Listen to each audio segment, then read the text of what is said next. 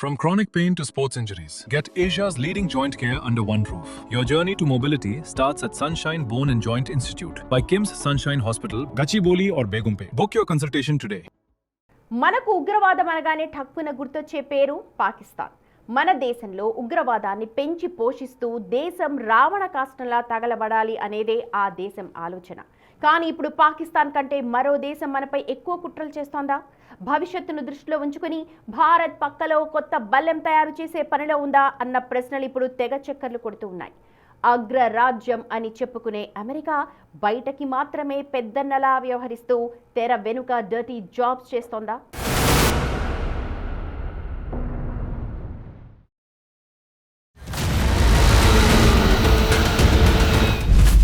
భారత్లో అమెరికా ఉగ్రవాదాన్ని ఎగదొస్తోందా?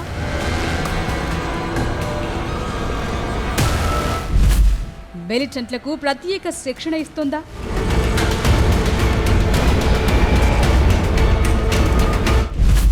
Christian country అనే కొత్త చిచ్చు పెడుతోందా?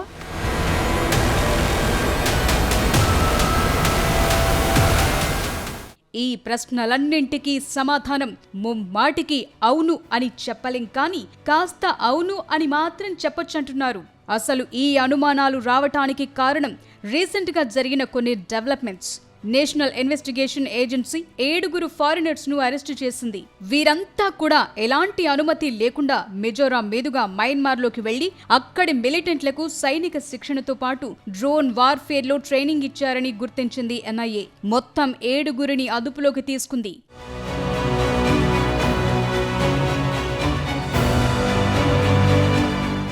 అసలు వీరిని ఎన్ఐఏ ఎందుకు అరెస్టు చేసింది? ఇది అసలు క్వశ్చన్. రీజన్ నెంబర్ 1, అనుమతి లేకుండా మిజోరాం సరిహద్దుల గుండా మయన్మార్లోకి ప్రవేశించటం.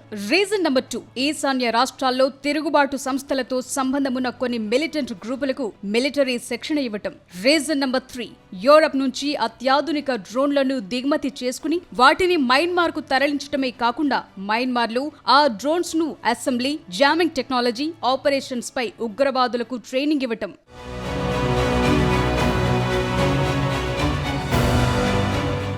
ఏడుగురిలో 6 ఉక్రెయిన్ కు చెందినవారు కాగా మరొకరు అమెరికన్. అతని పేరు మాథ్యూ వాన్ డైక్. ఇక్కడే కథలో కొత్త ట్విస్ట్ ఎదురైందని చెప్పొచ్చు. ఎందుకంటే మాథ్యూ అనే వ్యక్తి సామాన్యుడు కాదు. అతను combat soldier, journalist, documentary film maker, ఇంకా చెప్పాలంటే ఒక మెర్సనరీ, అంటే డబ్బులు తీసుకుని యుద్ధాల్లో పాల్గొనేవాడు.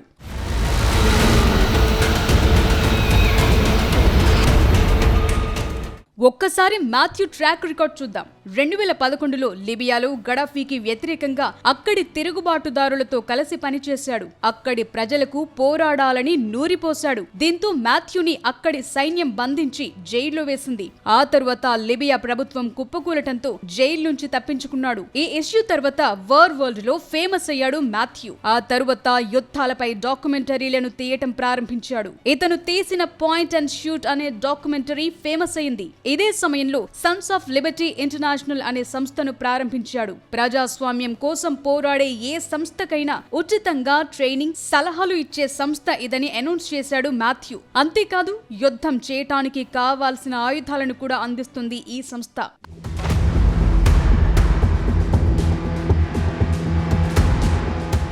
ఐసిస్ ఉగ్రవాదులకు వ్యతిరేకంగా పోరాడే వారికి ట్రైనింగ్ ఇవ్వటం, క్రిస్టియన్ మైనారిటీ గ్రూపులకు ట్రైనింగ్ ఇవ్వటం, సిరియాలో తిరుగుబాటు దళాలకు ట్రైనింగ్ ఇవ్వటం, రీసెంట్ గా ఉక్రెయిన్ లో రష్యాకు వ్యతిరేకంగా పోరాడే వారికి ట్రైనింగ్ ఇవ్వటంతో పాటు ఆ యుద్ధాల్లో కూడా పాల్గొన్నాడు మాథ్యూ.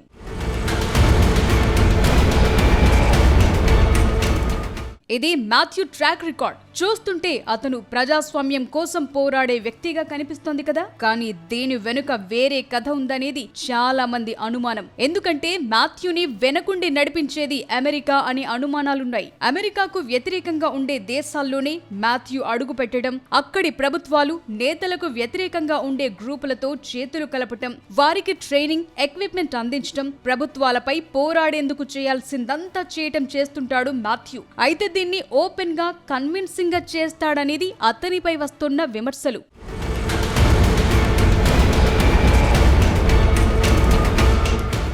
2011లో గడాఫీని అమెరికా గద్దెదించడానికి ముందు మాథ్యూ అక్కడే ఉన్నాడు. ఇరాక్లో క్యాంపులు ఏర్పాటు చేసి ట్రైనింగ్ ఇచ్చాడు. సిరియాలో అంతర్యుద్ధం పెరగటానికి తన వంతు సాయం చేశాడు. ఆఖరికి వెనజుయేలాలో కూడా అదే సీన్. ఒక్కసారి మాథ్యూ చేసిన ఈ పోస్టును చూడండి.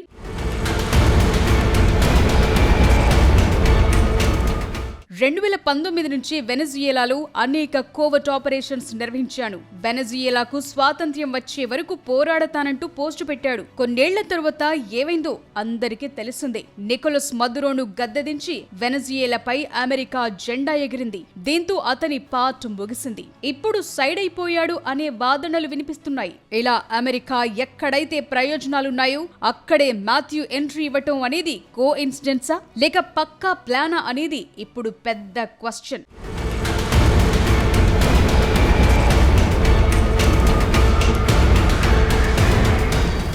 మరి అలాంటి మాథ్యూ ఇప్పుడు ఇండియాలోకి ఎంట్రీ ఎందుకు ఇచ్చాడు అనేది పెద్ద క్వశ్చన్. బ్యాటిల్ ఫీల్డ్స్ లో ఆరితేరిన ఒక వ్యక్తి ఉక్రెయిన్ నిపుణులతో కలిసి భారత సరిహద్దుల్లో సంచరించడం సామాన్యమైన విషయమైతే కాదు. డ్రోన్ టెక్నాలజీ ద్వారా ఈశాన్య రాష్ట్రాల్లో అస్థిరత సృష్టించే కుట్ర ఏదైనా ఉందా?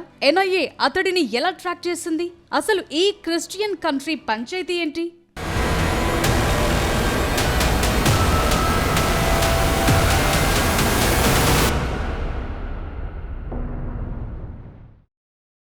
దేశాలను దారికి తెచ్చుకోవడంలో అమెరికాకు ఒక స్టైల్ ఉంటుంది. కథ, స్క్రీన్ ప్లే, డైరెక్షన్ అమెరికాదే అయినా తెరపై కనిపించే యాక్టర్స్ మాత్రం వేరే వారు కనిపిస్తారు. ఇది చాలా దేశాల తల రాతలను మార్చడంలో అందరికీ తెలిసిందే.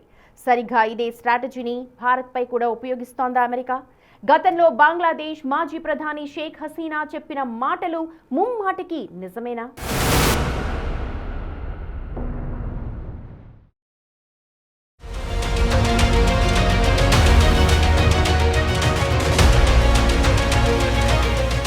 తన ప్రయోజనాల కోసం దేనికైనా రెడీ అనే తత్వం అమెరికాది. ఇది చరిత్ర చెప్తున్న సాక్ష్యం. దీనికి లేటెస్ట్ ఎగ్జాంపుల్ మిడిల్ ఈస్ట్. మొత్తం మిడిల్ ఈస్ట్ తన గుప్పిట్లో ఉంచుకోవాలనుకుని అది సాధ్యం కాకపోవటంతో వారిలో వారికే కొర్రీలు పెట్టి ఇప్పుడు వేడుక చూస్తోన్న తంతును ప్రపంచం మొత్తం గమనిస్తూనే ఉంది. సేమ్ ఫ్యూచర్ లో కూడా తమను దాటి ఎదుగుతుందని భావించటమో, తమను ఎదిరించే సత్తా సాధిస్తుందన్న అనుమానమో వచ్చిన ప్రతి దేశాన్ని తన గుప్పిట్లోకి తీసుకుంది. దీనికోసం ఒక్కో దేశంలో ఒక్కో స్ట్రాటజీని అమలు పరిచిందనే వాదనలున్నాయి. ఇప్పుడు ఈ లిస్టులో భారత్ కూడా చేరిందా అని ఆలోచన మొదలైంది.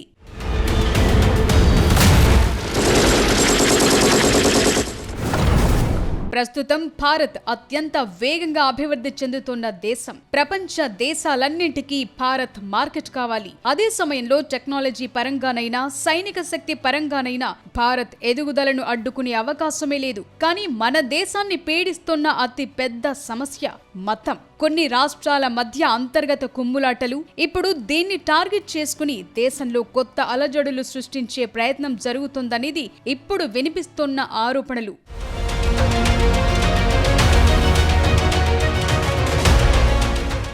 ఏ యుద్ధమైనా, ఏ పోరాటమైనా ఉన్నట్టుండి రాదు. చాలా ఏళ్లుగా గ్రౌండ్ ప్రిపేర్ అవుతుంది. ప్రస్తుతం నార్త్ ఈస్ట్ లో కొన్ని గ్రూపులు భారత్ కు వ్యతిరేకంగా పావులు కదుపుతున్నాయి. ఇలాంటి గ్రూపులన్నింటికీ స్వర్గధామం మయన్మార్. అక్కడ కూడా సరైన ప్రభుత్వం లేకపోవడంతో వాటిపై ఎలాంటి నియంత్రణ లేదు. ఇదే ఇప్పుడు వారికి వరమయ్యింది. ఇలాంటి వారికి ఇప్పుడు మాథ్యూ లాంటి వారు వార్ ట్రైనింగ్ ఇస్తున్నారు. నిజానికి మయన్మార్ లోని జుంటాకు వ్యతిరేకంగా పోరాడే గ్రూపులకు మాథ్యూ ట్రైనింగ్ ఇచ్చేందుకు వచ్చాడని చెప్తున్నా ఇది ఎంతవరకు నిజం అన్న దానిపై మాత్రం ఎన్నో సందేహాలు. నిజానికి మాథ్యూతో పాటు మొత్తం 14 మంది భారత్లోకి వచ్చారు. వీరంతా వేరువేరు ప్రాంతాల్లో ల్యాండ్ అయ్యారు. వేరువేరు సమయాల్లో వచ్చారు. వీరంతా కూడా నార్త్ ఈస్ట్ లోకి ఎలాంటి అనుమతి లేకుండా ఎంట్రీ ఇచ్చారు. దీంతో నేషనల్ ఇన్వెస్టిగేషన్ ఏజెన్సీ అలర్ట్ అయింది. వీరు వచ్చిన సమయంలోనే యూరప్ నుంచి మయన్మార్ కు ఒక కన్సైన్మెంట్ వెళ్లటాన్ని గమనించారు. అది కూడా భారత్ మీదుగానే వెళ్ళింది. దీంతో అనుమానం మరింత బలపడింది. దీని పుట్టుపూర్వోత్తరాలు తవ్వటంతో అసలు విషయం బయటకొచ్చింది. నిజానికి వీరంతా సైలెంట్ గా వెళ్లిపోయేవారే. కానీ ఒక్కొక్కరిని ట్రాక్ చేసి మరీ పట్టుకుంది ఎన్ఐఏ. ఢిల్లీ, కోల్కతా, లక్నో ఎయిర్పోర్టుల్లో నిందితులను అదుపులోకి తీసుకుంది ఎన్ఐఏ.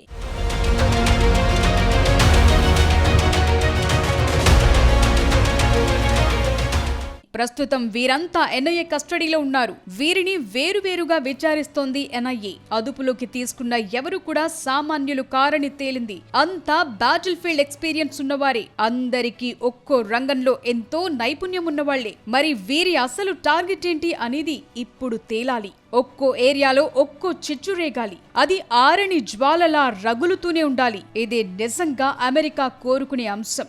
సేమ్ ఇలాగే భారత్లో కూడా మయన్మార్ భారత్ సరిహద్దుల్లో క్రిస్టియన్స్ అందరినీ రెచ్చగొట్టి ఒక చిన్నపాటి దేశాన్ని ఏర్పాటు చేయాలనే కొత్త వాదనను స్లో పాయిజన్ లాగా అక్కడి వారికి ఎక్కిస్తున్నారనే వాదనలు వినిపిస్తున్నాయి. దీనికోసం అక్కడి ప్రజలను ప్రభుత్వాలకు వ్యతిరేకంగా పోరాడేలా రెచ్చగొట్టే కుట్ర జరుగుతోందని తెలుస్తోంది.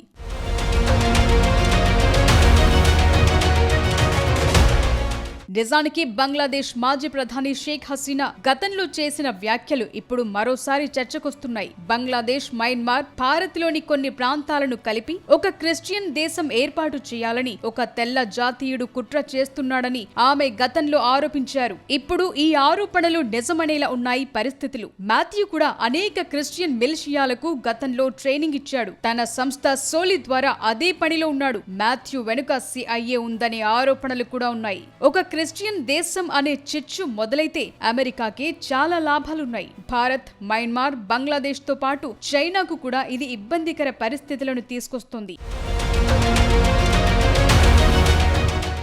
ఇక ఈ ఘటనపై ఉక్రెయిన్, అమెరికా స్పందించాయి. తమ పౌరులను రిలీజ్ చేయాలని ఉక్రెయిన్ రిక్వెస్ట్ చేయగా ప్రైవసీ కారణాల దృష్ట్యా పూర్తి వివరాలు వెల్లడించలేమని అమెరికా స్టేట్మెంట్ ఇచ్చింది. ఈ స్టేట్మెంట్ మరిన్ని అనుమానాలను పెంచిందనే చెప్పాలి. ప్రస్తుతం మాథ్యూ గురించి మరిన్ని కీలక విషయాలు ఎన్ఐఏ తెలుసుకున్నట్టు తెలుస్తోంది. గతంలో అతను చాలా వీడియోలు చేశాడని, వెనెజుయేలా, మయన్మార్, ఇరాన్ లో పోరాడేందుకు మెర్సనరీలంతా ముందుకు రావాలని పిలుపునిచ్చాడు. అంతేకాదు నార్త్ ఈస్ట్ రాష్ట్రాల్లో ఆయుధాల సరఫరాకు మాథ్యూకు లింక్ ఉన్నట్టు ఎన్ఐఏ అనుమానిస్తోంది. అంతేకాదు మాథ్యూ అంశం మరికొన్ని అంశాలను కూడా ఇప్పుడు తెరపైకి తీసుకొచ్చింది. భారత్ సరిహద్దుల్లో జరిగే దేశ వ్యతిరేక చర్యల్లో విదేశీ శక్తుల జోక్యం ఉందని ఇప్పుడు తేలిపోయింది. CIA భారత్లో కూడా కోవర్ట్ ఆపరేషన్స్ నిర్వహిస్తోందని అర్థం చేసుకోవచ్చు. అంతేకాదు ఈ వ్యవహారం వెనుక ఉక్రెయిన్ కూడా ఉందా అని అనుమానాలు పెంచుతున్నాయి. గతంలో అమెరికా కోసం ఉక్రెయిన్ సైనికులు పనులు చేసినట్టు ఆధారాలున్నాయి. సుడాన్, మాలి, సిరియా,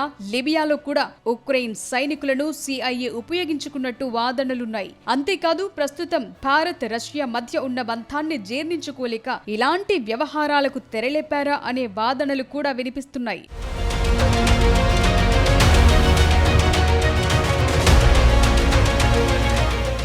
గతంలో ముంబై ఉగ్రదాడుల సమయంలో కూడా డేవిడ్ హెడ్లీ అనే అమెరికన్ పేరు ఇలానే వినిపించింది. అమెరికన్ అయిన డేవిడ్ హెడ్లీ భారత్కొచ్చి ఉగ్రవాదుల కోసం రెక్కీ చేసి కావాల్సిన సమాచారాన్ని అందించాడు. ఇప్పుడు ఇన్నాళ్లకు మళ్లీ మాథ్యూ పేరు వినిపించింది. కానీ ఒక్కటి మాత్రం నిజం, వారిని ఎక్కువ కాలం భారత్ బంధించి ఉంచలేదు. దీనికి అనేక కారణాలున్నాయి. విదేశాంగ విధానం కావచ్చు, లేదా దౌత్యపరమైన ఒత్తిడి కావచ్చు. వారిని విడిచిపెట్టే పరిస్థితులు వస్తాయి. కానీ ఈలోపే ఇండియన్ ఇంటెలిజెన్స్ వ్యవస్థలు వారి వద్ద నుంచి రావాల్సిన సమాచారాన్ని రాబట్టడం మాత్రం తథ్యం.